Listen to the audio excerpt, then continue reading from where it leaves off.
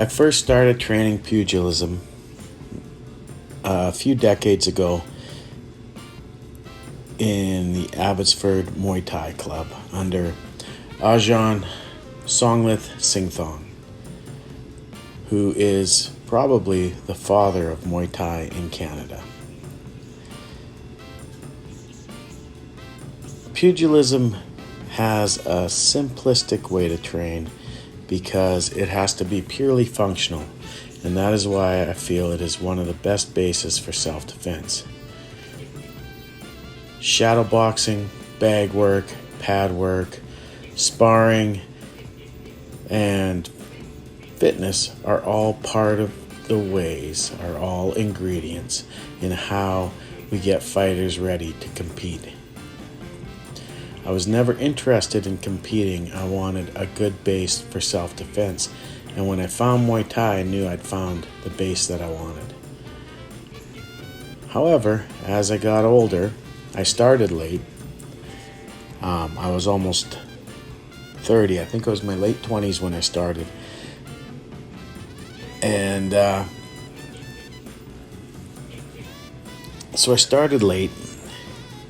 But I didn't really want to compete. I just wanted to be able to protect myself. And let me tell you, I think Muay Thai is a good basis for that. Now, as I'm getting older, it's harder to train. Doing this bag work often leaves my shoulder injuries flared up and hurting me. My stenosis in my back doesn't allow me to throw hard kicks very often. So I'll practice a few low kicks here and there, but I'll pay for it later. And I'm aware of that, but I want to keep the skill set up.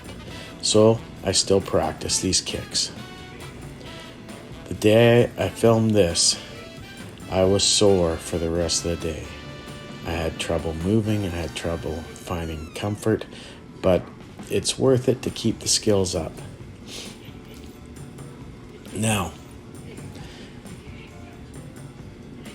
you have to listen to your body as you age if you want to keep this kind of stuff up. So here I am working empty hand, or bare hand I should say, strikes on the bag. Notice I use more swats than punches because I am aware that a full power punch to a hard part of the body will likely break my hand. So I'm trying to minimize the risk by training this way. I want to be able to use my hands if I have to defend myself. So I train this way once in a while and practice my swats, my elbows, my hammer fists, sometimes my headbutts, but I'm very careful how I do that. My training is done at a minimum.